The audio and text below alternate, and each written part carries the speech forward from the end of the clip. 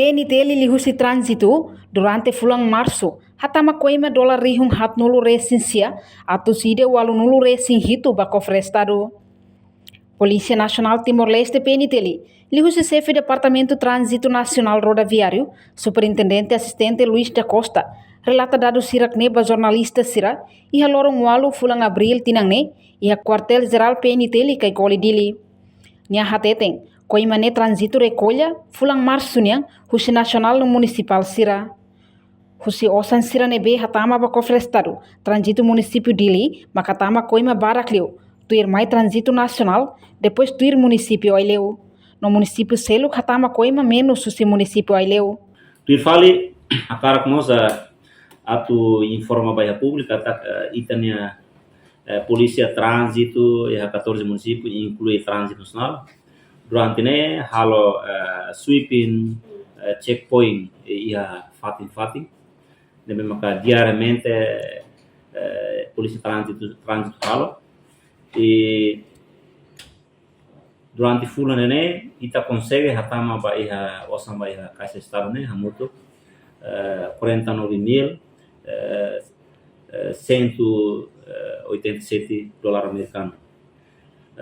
Kusi hirak ne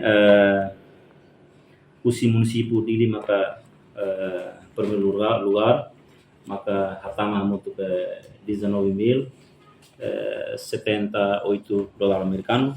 Tuir fale maka trânsito nacional maka 6.385.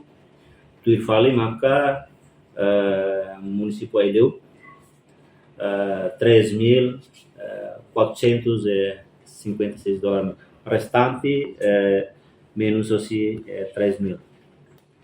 Husi nasarne total evidência nebe maka ita aprende maiha trânsito município Rototo.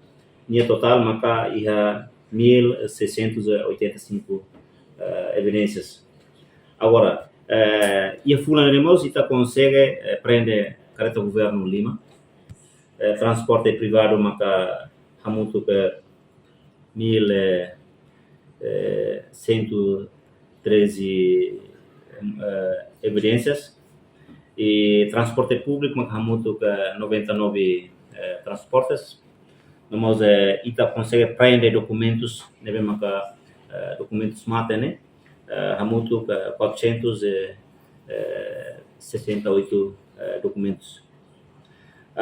Total infratores nebe maka polícia for sanção for coimas né selo ona ia coimas ia banco BNCTL maka hamuto 1.457 infratores. Ora se dá o selo né maka 225 infratores maka se dá o selo. Reportagem Melania Conceição, Televisão Timor-Post.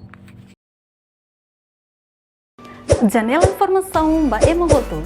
Atua tem informação atual dia Clio. Kita haluha. Hane botão subscribe, like. Halo comentário no fahe tutang ba media sosial hotu.